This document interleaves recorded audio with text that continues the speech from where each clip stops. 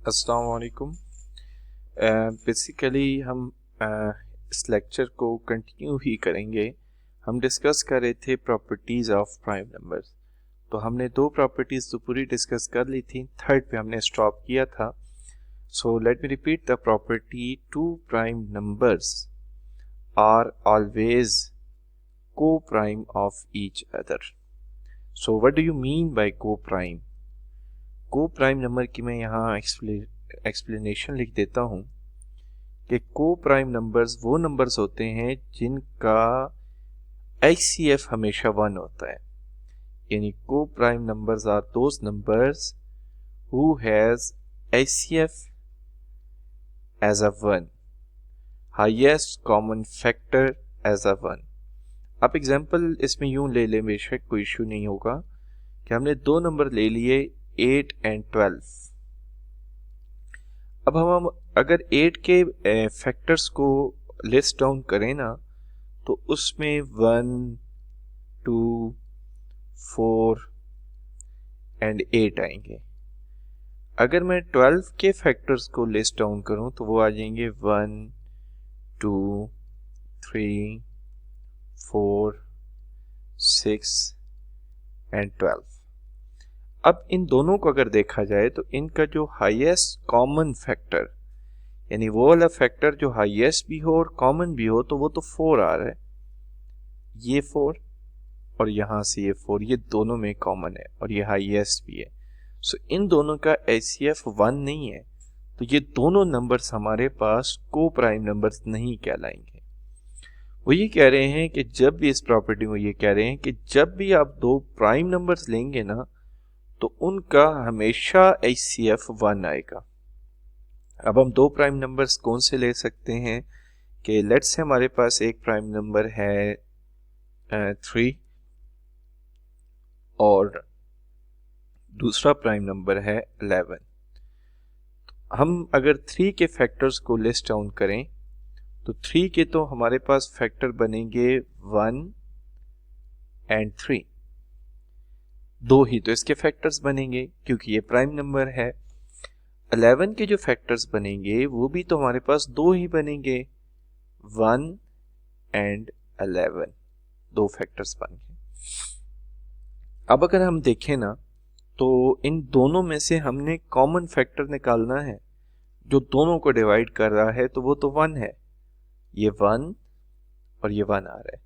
So what does it means कि जब भी दो प्राइम नंबर हम ले लेंगे तो उनका जो हाईएस्ट कॉमन फैक्टर होगा वो 1 होगा, और जब भी दो नंबर्स का हाईएस्ट कॉमन फैक्टर 1 होता है तो उनको हम को प्राइम नंबर्स कहते हैं। सो लेट मी राइट कि जो 3 और 11 हैं आर को प्राइम नंबर्स, आर को प्राइम नंबर्स। सो हमने ये लिस्ट डाउन कर दिए को prime numbers.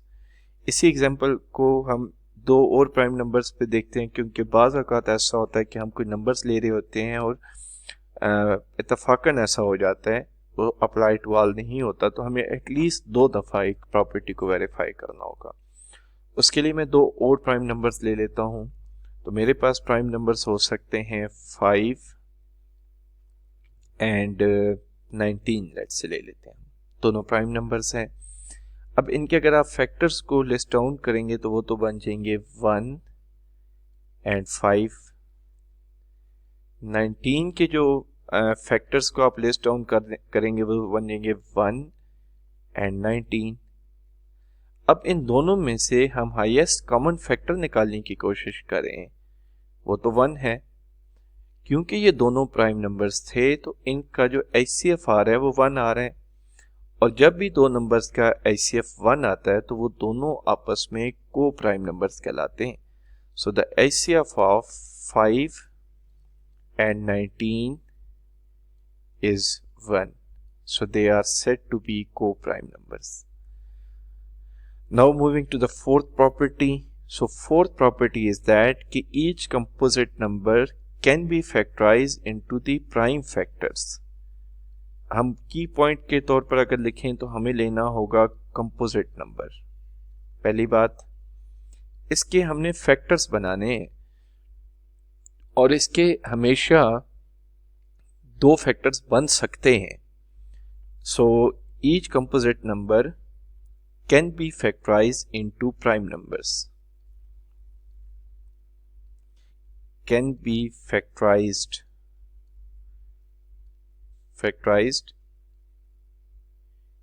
into prime numbers.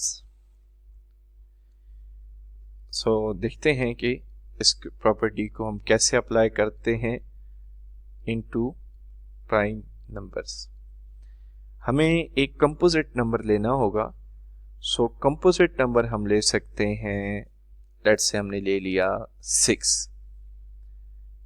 वो नंबर जो प्राइम नहीं होता वो कंपोजिट होता है. अब 6 के हमारे पास पॉसिबल फैक्टर्स 2 मल्टीप्लाई बाई 3 बन सकते हैं. अब हमारे पास जो 2 है वो भी प्राइम नंबर है और 3 भी प्राइम नंबर है.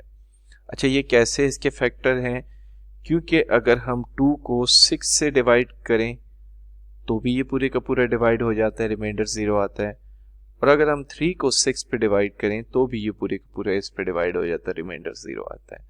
सो कंपोजिट नंबर को हम फैक्टराइज कर सकते हैं इनटू दी प्राइम नंबर्स. सो हमें एक और एग्जांपल के साथ इसे मजीद वेरीफाई करना होगा. उसके लिए हम नंबर ले सकते हैं 10. 10 is also a composite number. अब 10 के फैक्टर्स आप बना सकते हैं 2 मल्टीप्लाई बाय 5. 2 भी प्राइम नंबर है, 5 भी प्राइम नंबर है.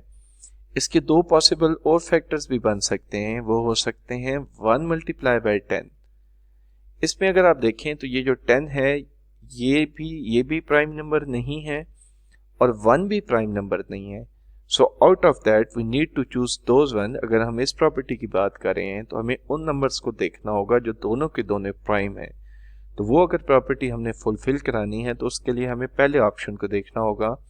तो ये दोनों हमारे पास प्राइम फैक्टर्स इसके आ रहे हैं, क्योंकि 2 को जब हम 10 के साथ डिवाइड करते हैं आंसर 5 आता है. 5 को जब हम 10 के साथ डिवाइड करते हैं तो आंसर 2 आता है. तो ये प्रॉपर्टी हमारी पूरी हो रही थी नंबर्स पे. और यही प्रॉपर्टी तो हमने देखी कि कंपोजिट नंबर को हम प्राइम नंबर्स में फैक्टराइज कर सकते हैं. जब भी कोई दो नंबर्स डिवाइड कर रहे होते हैं ना किस नंबर को, जैसे 2 और 3 ने डिवाइड किया, तो इनको मल्टीप्लाई करने से भी हमारा ओरिजिनल आंसर आना चाहिए. और आ भी रहा है 100%, ये बात हमें नजर आ रही है. So that was all about the properties of prime numbers. So in the next lecture हम ये देखेंगे कि prime numbers की real life examples क्या हैं और उसके बाद composite numbers की भी real life examples क्या हैं. अल्लाह हाफिज़.